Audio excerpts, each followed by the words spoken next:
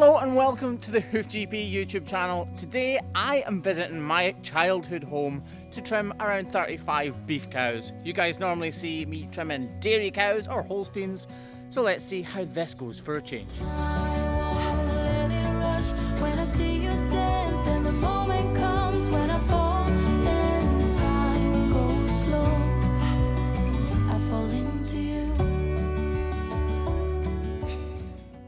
So as I said in the intro, today we are trimming at a place that I called home for many years when I was a child, a farm called the Knock. And believe it or not, that little ruin of a cottage is where me and my brothers and sisters, mum and dad, all called home for many, many years. We loved living here and I'm very, very glad to be back here trimming today. And we're lucky because the weather is absolutely fantastic.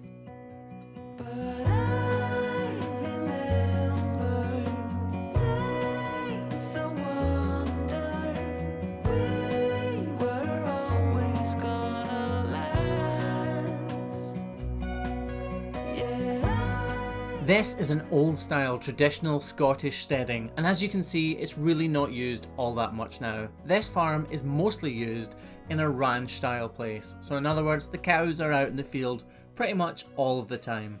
But today we are using this steading as the stage for us to foot trim today. All we got to do is get rid of that feed trailer before we can get set up and on with our day's work. So people often ask why it is that I only trim dairy cows or black and white ones. The truth is, I don't only trim dairy cows, black and white ones. I trim a lot of beef cows too. It's just usually the majority of the cows I'm doing in the week are dairy cows. But today we are trimming 35 cows on the farm that I actually grew up on. It's about 25 years since I lived here. My father passed away when we were 14 or I was 15, right about there, and we moved from the family farm into the town. So it's nice to be back here, although things are a little bit different. Yes, I know that all cows are made of beef per se, but we describe these cattle as beef cattle because that is the purpose they're raised for the meat industry. And yes, beef cattle do require hoof trimming, just not quite as regularly as dairy cattle. And why is that? Well, actually the reason's pretty obvious, if you know the answer. Because beef cattle are more fleshy, they have a bigger fat pad within their foot, so that's the digital cushion. So basically in a cow's foot you have the bone, the pedal bone, then you have the digital fat pad and the corium, and then the hoof. The digital fat pad is kind of like the insole from your shoe. So basically if a cow loses weight, same as you and me and Craigie boy stood over there, we lose weight from all over our bodies, including from our feet, from our hands, from our tummy, from our bum, and there's no way to decide where that fat is going to be lost. So if a cow is lean, like dairy cattle are naturally, it means the digital cushion within their feet is really thin. So basically the bone is straight onto the corium with just a slither of fat actually cushioning the blow from walking every day. Beef cows don't have the same pressures on them as dairy cows, so they're out in the fields the majority of the time. They're not brought in, they're not standing on concrete for quite as long periods of time, and again, the fleshiness really helps. But when beef cows go wrong, they really go wrong because their tolerance to pain is pretty much amazing. So more often than not you'll find more extreme problems with beef cattle, but actually they'll deal with it in a far better way, so they won't seem as lame maybe as a dairy cow would be if it had the same problem. The majority of these cows are crossbred, which means they come from two different breeds of cows, usually Limousin and Charlie Bulls here, but then they are mixed in with dairy cows. They're mixed in with Belgian Blues and all different breeds of cattle, which is why you get a multitude of different colours, shapes, sizes and attitudes. So this cow is a Hereford cross, this is a Grey Blue cross, this is an Angus cross, this guy is a Charlie purebred bull, and he is colossal. This guy probably weighs in excess of a ton, probably 1.1 tons, so about 2,400 pounds. Today we are set up outside and it's glorious sunshine, so it's absolutely fine by me. But to be honest, I've rabbited on long enough, so we better crack on and actually get some work done.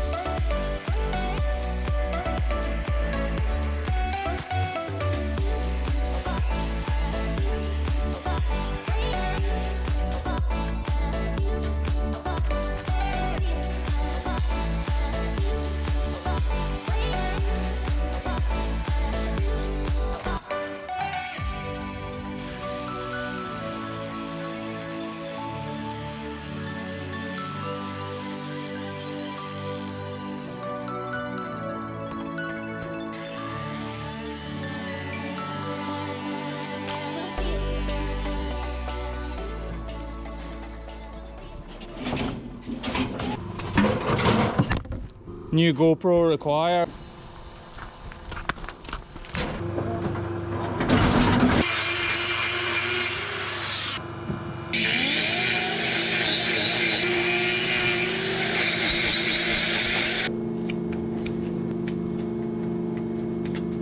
Just getting rid of that small crack on this cow's back foot has completely alleviated the problem, and she will not become lame because of it.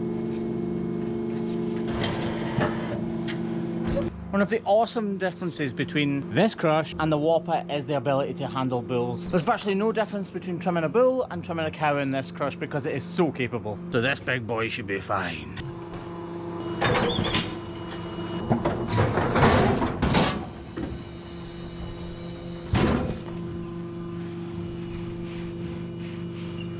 Nice big fella, ain't he? Wouldn't want to be on his wrong side though. I'm only joking, he'll be scared of me. Probably.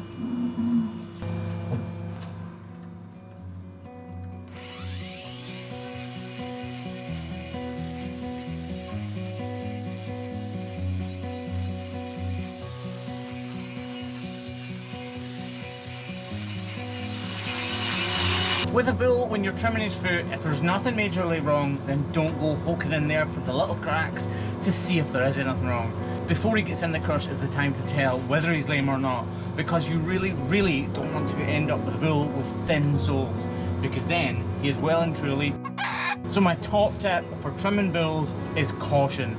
Get them in, check them regularly, which is a total must, but err on the side of caution. If you trim him and there's a crack, fair enough, take away the crack, but if it's a little crack like this one here, then just leave it. It's superficial, you can let him out of the crush, and if he's still lame a week later, put him back in and investigate that thing you weren't sure about.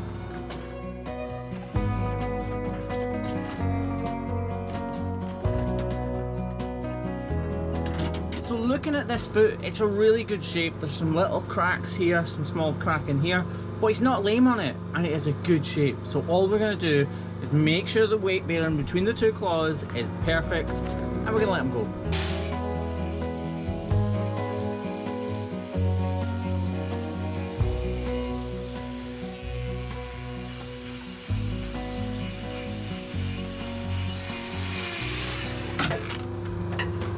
Even though I've just spoken about the cracks, I'm still so tempted to take away all these tiny little ones, but they're superficial. If I take them away, all I'm doing is thinning the sole, and when you've got a ton bearing down on you and you're just a couple of millimeters thick, you're gonna have problems, trust me.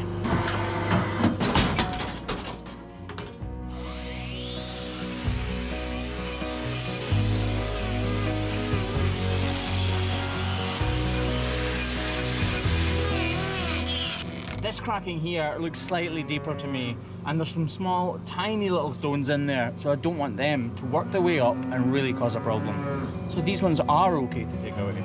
It's just a question of judgment.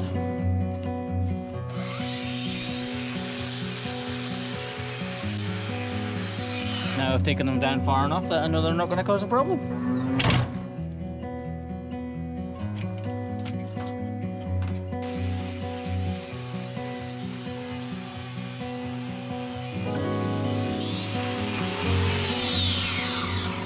It's maybe not a beautiful trim, but it is a very functional trim, and that is what we're all about. Not beauty. If it was all about beauty, I wouldn't stand a chance, let's face it. He's not wrong.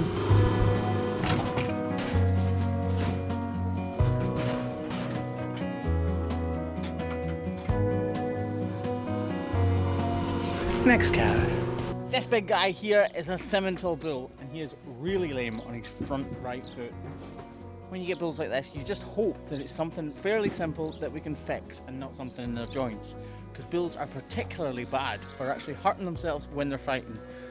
So let's hope this guy's problem is something that's easily fixed.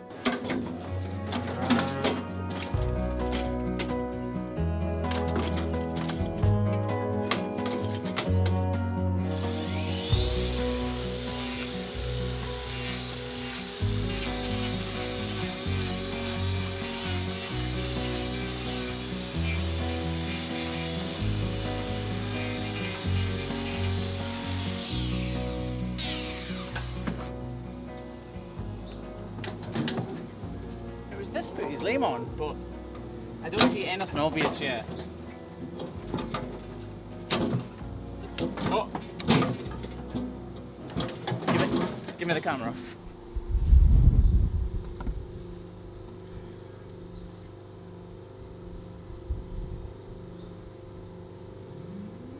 It's like Rolf Harris. Can you tell what it is yet?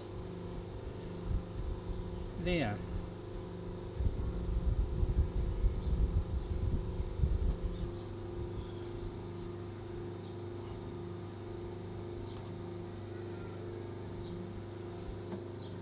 What is it? It's a stone. I think we found the problem. Yeah. It's a shame that we don't stream live. Why would these things go?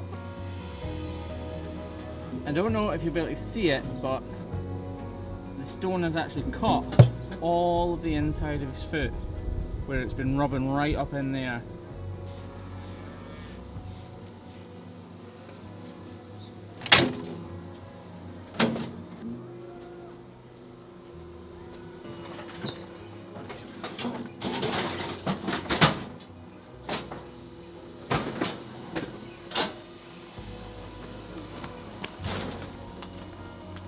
Well, he's definitely going better, but he's actually lame on that back right foot as well, so we had a block on there too.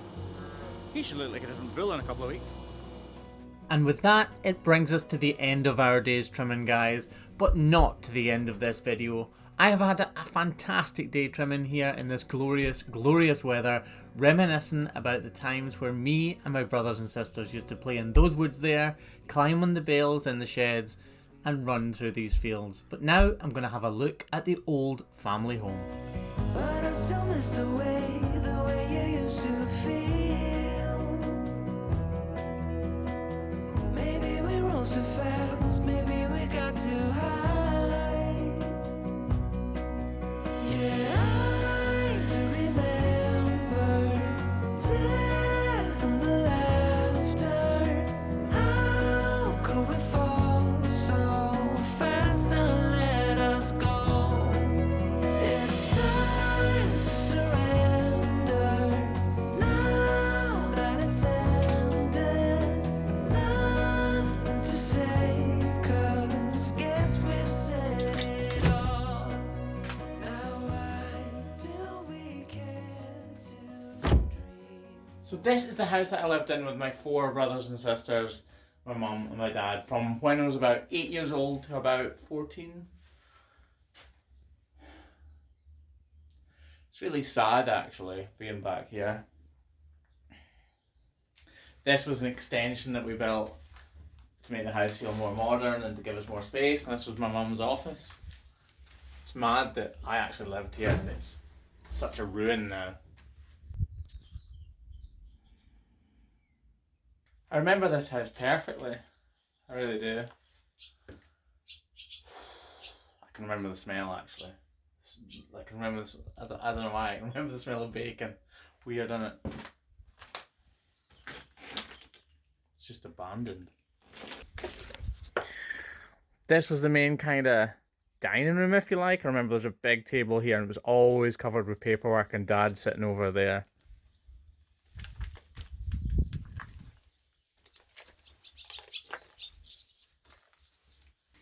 Look, we used to have a tin roof, and that big weight used to sit on top of it to keep it down because it used to flap around in the wind. Everybody on the school bus used to make fun of us. Still have happy memories from here though. It's good to remember where you came from, isn't it? And I bet there's not many people watching this whose first house, or second house actually, is in this kind of condition now. Feels like another world, to be honest. Like, how can a house turn into this just because it's not being lived in? Crazy. This was the bathroom right here, and my mum and dad's bedroom there. Nice skylight there now.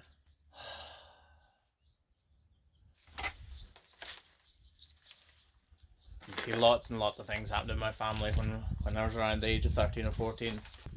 Which basically kind of led to the family falling apart in some ways, but that made me who I am today, and it made my brothers and sisters and my mum who they are today. So it's not necessarily a bad thing, it just wasn't fantastic at the time, and it's really, really sad being here. I remember my dad's chair was right there. They were second-hand chairs, and I remember they kind of had like these kind of pink cover type thing, and if you left the door open, that was like the sin of the century, and Dad would shout, "Shut the door!" I remember that really well. You didn't want to be shouting at that.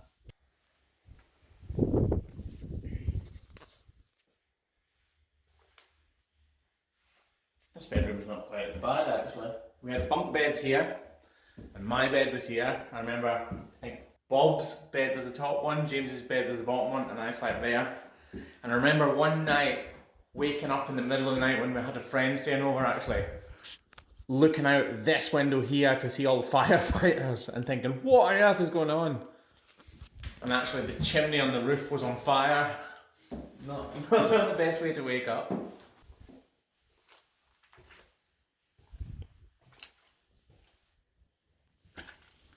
This was my sister's bedroom.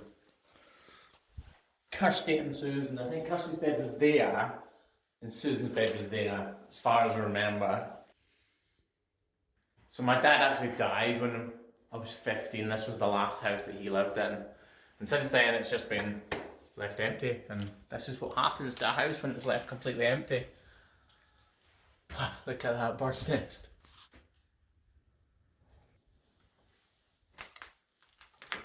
I remember we had a roasting hot fire that would be there, coal fire or wood, and we used to lie in front of it and heat up after a cold day outside. I look into your eyes, I see we're out of time. I guess no one's to blame, nobody crossed the line. I guess we couldn't see, somehow we couldn't feel. Maybe we rose too fast, maybe we got too high. But I remember days so. It might seem a bit weird me coming to a graveyard for a video that's to do with hoof trimming, but my dad's buried here, and this is one of my favourite places. It's a beautiful, beautiful place. Not just because it's a graveyard, but because it's just a beautiful place. And doing these videos and having the kids now really makes me think back to what Dad would have thought and what Dad would have, how he would have interacted with the children, and how he would have thought of me doing what I'm doing these days. And it would just have been good to have him here, just to, I don't know, just have a father figure, I suppose, eh? Listen to how peaceful it is. I suppose if you're going to be buried, there's worse places. Dad was just 49 when he died, and I'm 37, so it's quite scary to think that he was only 12 years older than I am now when he actually passed away. It's really, really scary. Dad was one of the most clever people that I knew or probably will ever know. My elder brother James Parker Sculpture, check out his channel, is he takes after my dad in those ways because he is exceptionally clever, which is why he does what he does. Sculptures of the nature he does. But yeah, I think Dad would be proud of what we're all doing now, because we're all doing pretty well in our chosen professions. This is actually William Milroy Glen Parker, who used to farm the Knock. And my name, which you won't know, is Graham Milroy Glen Parker. We all have the same second middle and last name, Milroy Glen Parker. Even my children, Kieran Campbell's names are Kier Milroy Glen Parker and Campbell Milroy Glen Parker. It's kind of a family trait. I'm not sure if they'll thank me for it, but they've got it. And it's nice. I've actually got quite a few ancestors dotted all around this graveyard, dating back hundreds of years actually. So it's nice to come here. Kind of feels like home in a way. Anyway guys, from me, from this beautiful graveyard, from the Hoof GP and from my family, thanks for watching. Thanks for watching all of the videos and supporting us on this journey that we're doing. It is A truly amazing journey that I never expected to happen, and it's you guys that's making it possible, so thanks very much. Goodbye. And with that, this really is the end of the video, guys. Thank you very, very much for your attention. If you've managed to make it this far, see you on the next one. Goodbye.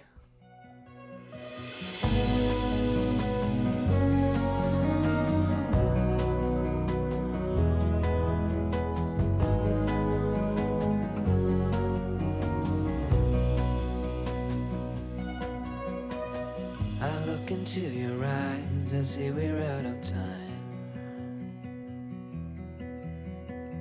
Did what we could, my friend, but now we're at the end.